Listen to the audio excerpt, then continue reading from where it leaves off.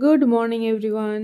যা ঠান্ডাটা পড়েছে না, পুরো একদম জমে যাচ্ছি, খুব খারাপ অবস্থা। তারপর আমার গোলু সোনা চলে এসেছে আমার কাছে আদর খেতে। তাই ওকে একটু ভালো করে আদর টাদর করে দিয়ে পরে আবার রান্নাঘরে গেলাম গ্রিন টি বানানোর জন্য। এই সকালটাতে উঠে একটু গরম গরম কিছু না খেলে না অস্থির লাগছে একদম। তো আবার গ্রিন টি, দুটো ওটস বিস্কিট খেয়ে পরে ছেলেকে ঘুম থেকে উঠালাম। ঘুম থেকে উঠে ছেলে বললো আমি পড়াশুনো করবো, ফ্রেশ না হয়ে পরে। তো ফ্রেশ না হয়ে ছেলে পড়াশুনো করলো। মাঝে মধ্যে খুব পড়াশুনোয় মন হয়ে যায় ছেলেটার। তারপর ব্রেকফাস্টে বানালাম হচ্ছে অনেকগুলো ভেজিটেবলস দিয়ে চিড়ের পোলাও। দুপুরবেলায় এই যে বাচ্চাগুলোকে সব খাবার টাবার দিয়ে এলাম, ওরা খেলো। তারপর আমি ওপরে এসে আবার লাঞ্চ টাঞ্চ করলাম, লাঞ্চ টাঞ্চ করে পরে একটা ভাত ঘুম দিলাম।